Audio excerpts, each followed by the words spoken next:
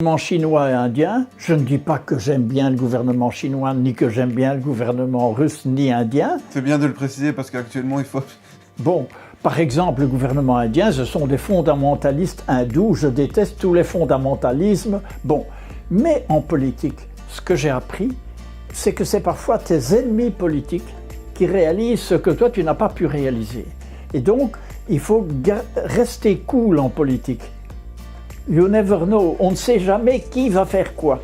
Ce qu'on voit, c'est que, et à mon avis le leader, c'est un peu Sergueï Lavrov, qui m'a l'air d'être le penseur derrière tout ça. Le ministre des Affaires étrangères...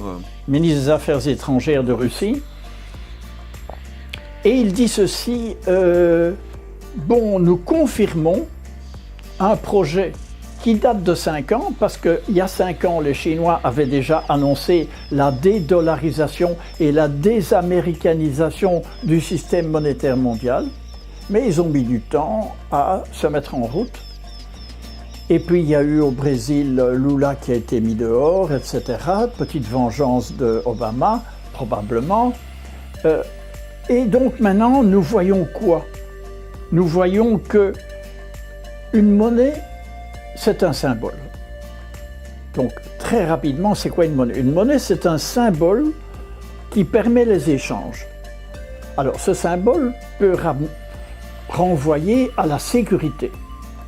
Ça, c'est par exemple une monnaie reliée à l'or, comme le dollar, entre Bretton Woods, 1948, je crois, ou 1947, et 1971, au moment où les Américains, Nixon, ont dit « There is no gold », il n'y a plus d'or.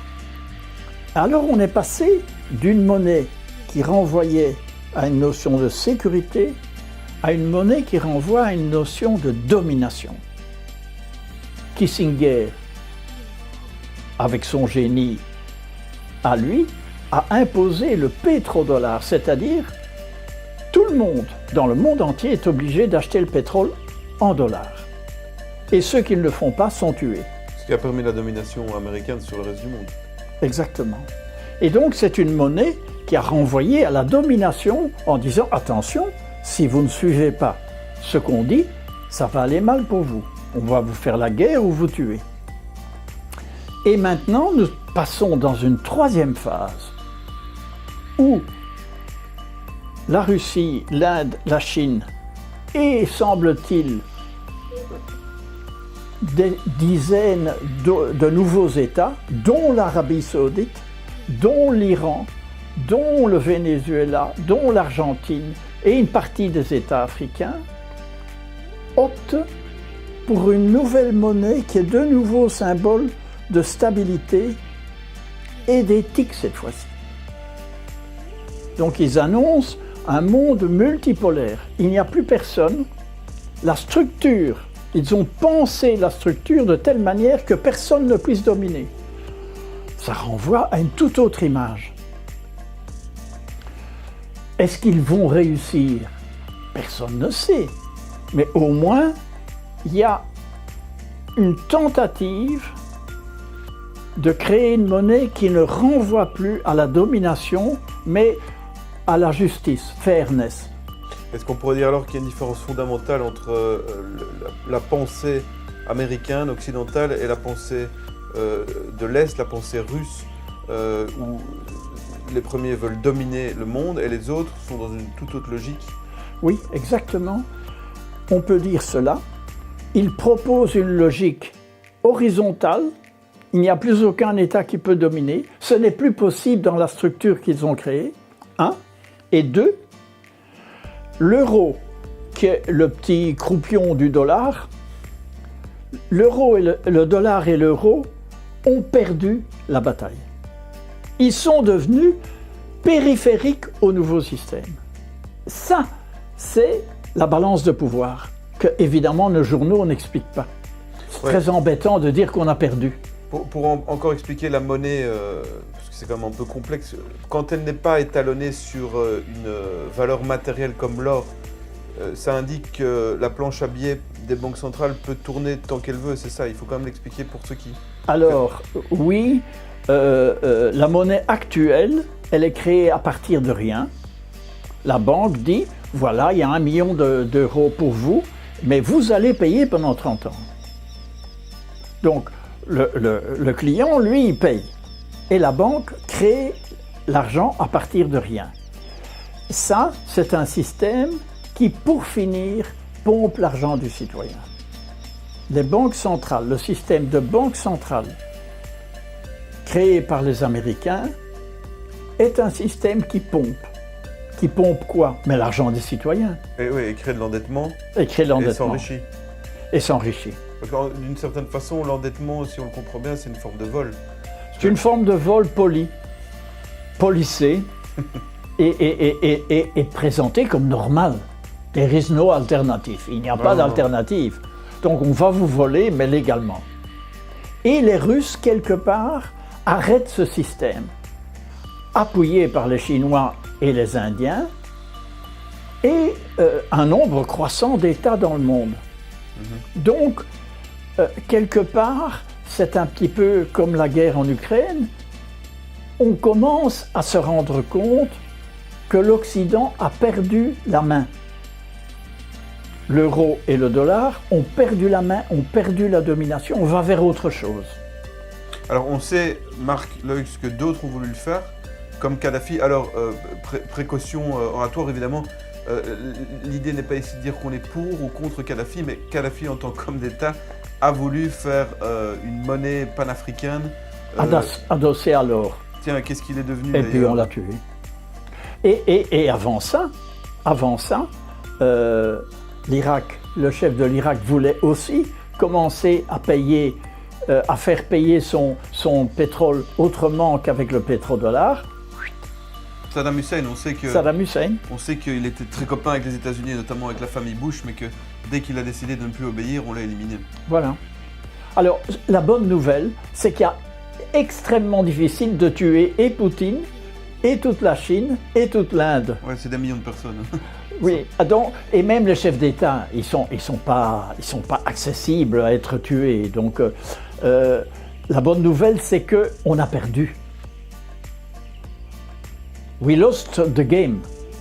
Est-ce que je vous sais très très optimiste? Est-ce que c'est une bonne nouvelle, mais en même temps, est-ce qu'on ne va pas la payer cher d'une certaine manière pendant un certain temps? On ne sait pas. Alors, en politique, il faut pouvoir dire quand on ne sait pas. Et plus tu montes en politique, plus tu te rends compte que les politiciens ne savent pas. Moi, j'ai assisté à des réunions du cabinet autour de Delors, et Delors posait une question, et les types disaient « We don't know ». Nous ne savons pas. On en parlait en off, vous disiez que la plupart des économistes connaissent rien à la monnaie. Oui, en plus. En plus. Et donc, je crois aussi que moi, j'ai assisté à la préparation de Maastricht et Amsterdam, qui était le lancement de la monnaie. Ben, on a fait des erreurs. Par méconnaissance des mécanismes monétaires mondiaux. Bon, cool. Alors, oui, on ne sait pas si ça va réussir. Et alors, il semble, mais on n'a pas la preuve, il semble que du côté républicain aux États-Unis, il y aurait une préparation du blue dollar. Not the green dollar, but the blue dollar. Le dollar bleu. Et ce dollar bleu, selon certains républicains, pourrait rejoindre le nouveau projet. Et l'euro va évidemment suivre. Ça, c'est le scénario positif. Le scénario négatif, c'est que ça ne se passe pas. Alors, le dollar et l'euro vont commencer à être de plus en plus marginalisés. Et l'euro, objectivement, par rapport au rouble, depuis le 28 mars, a perdu 38,9%. Nous sommes à 60. Le rouble était à 100 roubles pour $1, maintenant il est à 61,5. Donc ça fait 38,5% que l'euro et le dollar ont perdu. Bon, et ça on ne dit pas, on dit there is inflation, il y a de l'inflation, mais non, c'est notre monnaie qui dévalue dans un silence total. Ce qui explique aussi que les prix énergétiques soient plus haut aussi, en dehors de tout ce Mais qui se passe en évidemment. Ukraine. Les Russes vendent moins de pétrole et moins de gaz et ils gagnent plus. Pourquoi?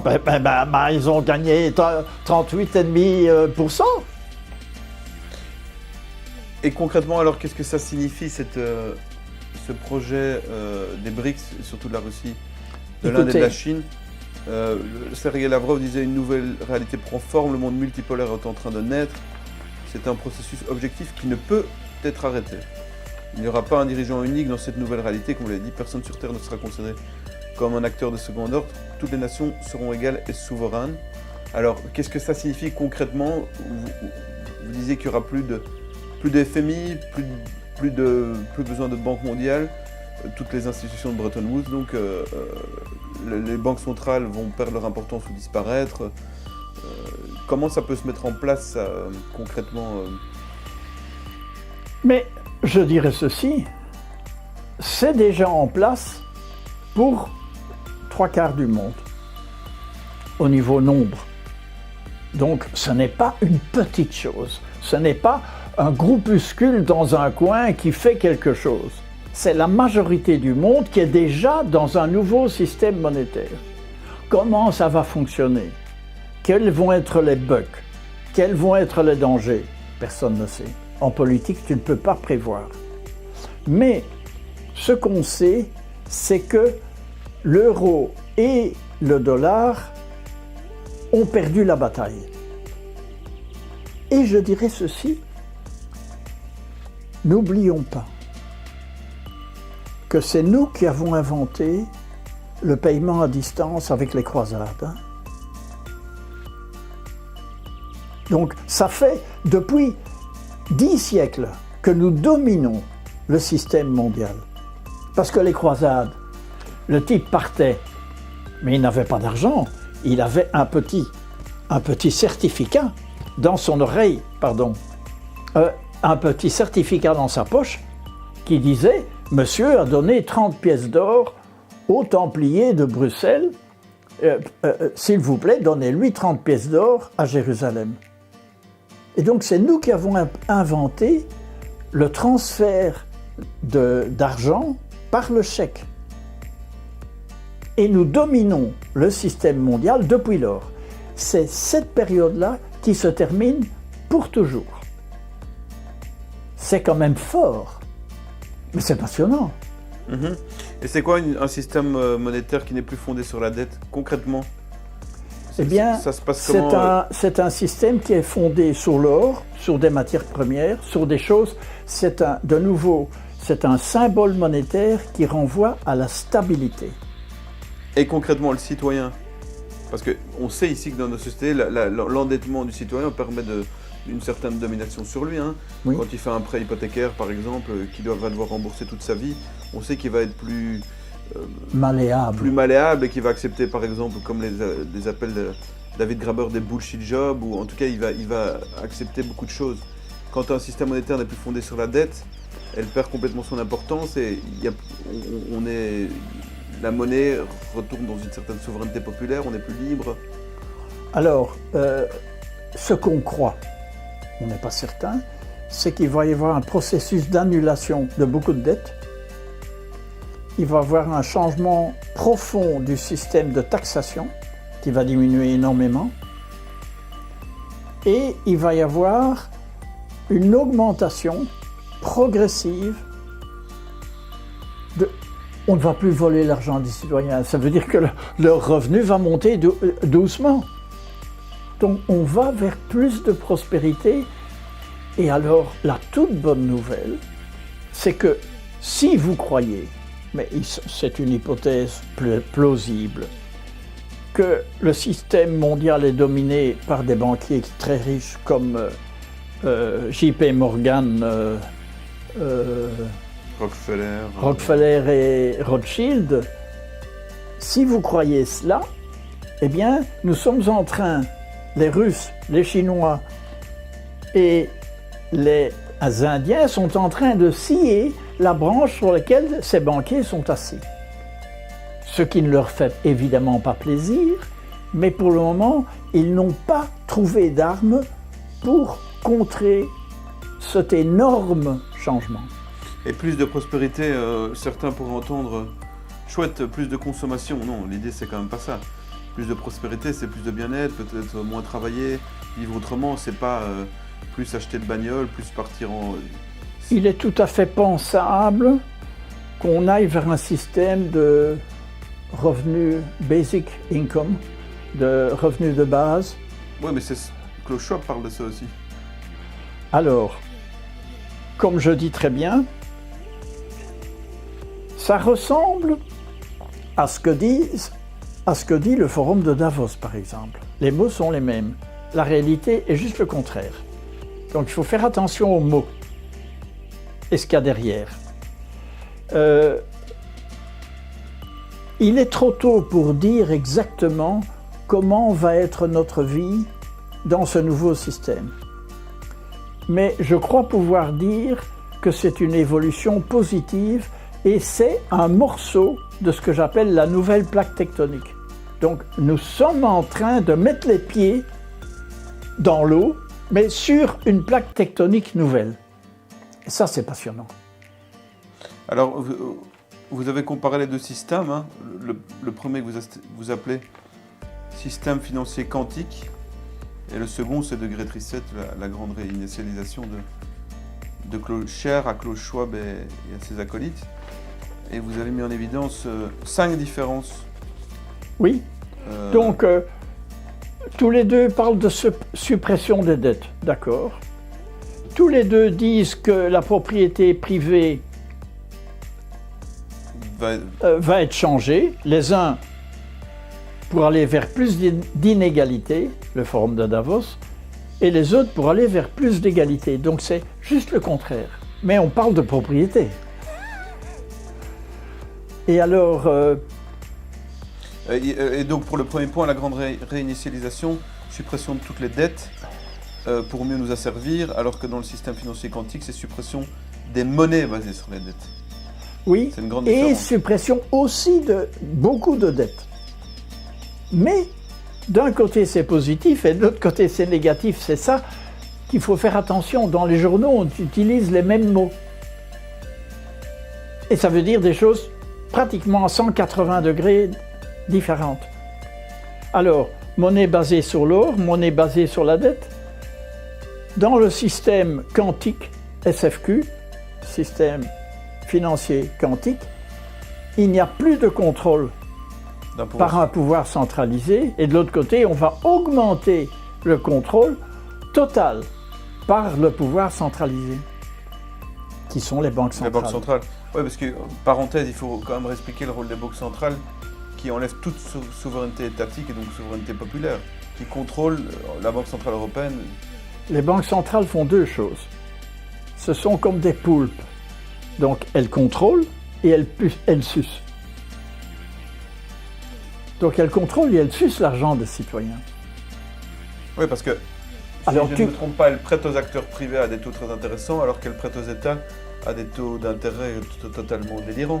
Oui, ça c'est le fameux article 1, 2, 3 du traité de Lisbonne. Vol organisé. Oui, vol organisé. Mais tout ça, ce sont des articles qui ont été écrits, je ne sais même pas, c'était déjà dans Maastricht et Amsterdam, et je ne sais pas qui les a mis. Parce que ce n'est pas de l'or. Je ne sais pas. Moi j'étais tout près, on s'est fait entuber, quoi. Et donc, quatrième point de comparaison entre les deux systèmes, un des systèmes est la monnaie est basée sur la dette, toujours. Dans le monde de Klaus Schwab et du Great Reset, la monnaie sera toujours basée sur la dette, alors qu'elle sera basée sur l'or dans le système. L'or ou les matières premières, parce que je ne crois pas qu'ils aient assez d'or. Entre nous, hein. D'après ce que j'ai entendu, les Chinois ont beaucoup d'or, les Russes ont beaucoup d'or, mais pour assurer la monnaie mondiale, il faut...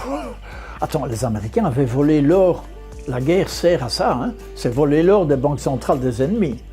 Et donc ils ne se sont pas gênés ni avec la Banque centrale de France, ni avec la Banque centrale d'Allemagne, etc.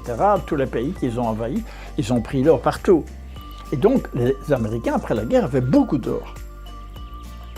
Bon, et donc la monnaie la nouvelle monnaie des BRICS, elle est stable. Elle envoie un message de stabilité. Et la monnaie du Forum de Davos envoie un message de domination et de désappropriation. C'est-à-dire que tu n'as plus rien, quoi.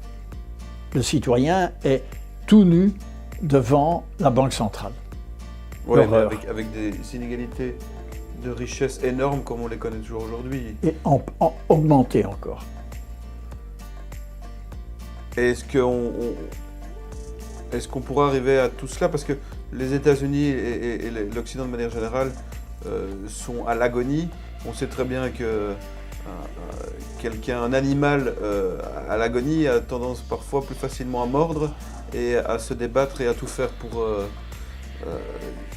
se relever, arriver à ses fins. Est-ce qu'on n'est pas dans une période dangereuse où ils sont capables de tout faire?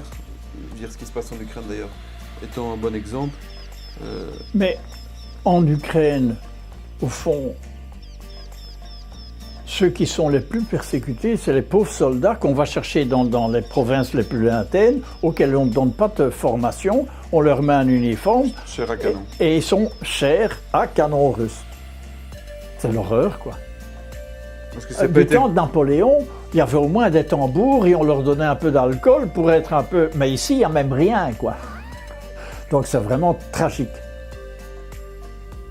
Et les armes qu'on donne, une grosse partie, le lendemain sont déjà à Belgrade pour être vendues au marché noir et payées aux politiciens qui dominent l'Ukraine.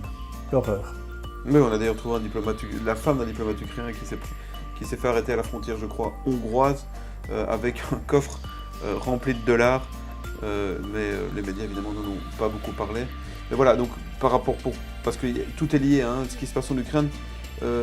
Selon vous, l'Europe, l'Occident, les États-Unis ont déjà perdu, l'OTAN a déjà perdu, et Oui, et ce n'est pas moi qui le dis, c'est un certain Henry Kissinger qui a 99 ans et qui vient d'écrire un article dans Wall Street Journal. Ce n'est quand même pas le petit journal de n'importe où, et il dit le contraire de ce qu'il avait dit avant. Et c'est probablement la position des démocrates qui commence à se profiler. Ils ne disent pas « nous avons perdu la guerre », mais ils disent simplement « c'est évident que les Russes ont le contrôle du Donbass, presque jusqu'Odessa, et le contrôle de la Crimée ». Ça veut dire « exit Zelensky, on va négocier avec un autre ». Mais nous avons besoin d'un accord de paix pour les élections du 4 novembre. Ça semble être la nouvelle politique des démocrates américains. Ça semble. En tout cas, l'article de Kissinger est étonnant. De nouveau, dans un silence total. On ne dit pas qu'il y a un article flamboyant de nouveautés dans le Wall Street Journal. Ouais, les médias n'ont jamais autant brillé par leur... Ah oui. Mais qu'il y ait une pomme qui tombe de l'arbre, ça c'est très important. Et qu'un chien fait caca dans la rue, oui, ça c'est très important. Donc optimiste? Oui, je suis désolé, ce n'est pas à la mode, mais it's happening, c'est en train de se passer. Nous avons déjà les pieds sur la nouvelle plaque tectonique. L'ancienne plaque tectonique va passer en dessous de l'autre. Mais je ne sais pas quand ni comment. Mais c'est la première fois que nous touchons la nouvelle réalité dans laquelle nous sommes en train d'entrer. Maintenant, en politique, on ne sait jamais dire quand ni comment, et quels vont être les bugs, et quels vont être... bon. Et comment on va réagir. Pour le moment, le camp Davos semble être un peu paralysé. S'ils mettent en avant Kissinger, c'est un signe. Mais tant qu'on n'aura pas non plus un certain contrôle démocratique des médias, les gens ne seront pas informés non plus de ce qui est en train de se passer. Non. D'où l'importance des médias alternatifs. Alors, j'ai vu quelque part qu'ils sont en train de finaliser l'achat de CNN. Est-ce que c'est vrai? Donc plutôt le camp républicain est en train de finaliser l'achat de CNN et donc on est en train de mettre à la porte tous les grands chefs des journaux parlés à la pensione. Est-ce que c'est vrai? On va voir. En même temps, parce qu'il y a beaucoup d'informations qui circulent, Voilà. on a du mal à... On a de mal à savoir ce qui est vrai, ce qui est faux. Mais Il y a- il n'y a pas de fumée sans feu. Je crois qu'il y a quand même un réarrangement et l'Europe va suivre, hein, parce que quand on voit la propriété de tous les médias européens, il y a 4 personnes qui possèdent tout. Hein. Ouais, ça se concentre de plus en plus. Merci, Marc Loïs. Avec plaisir.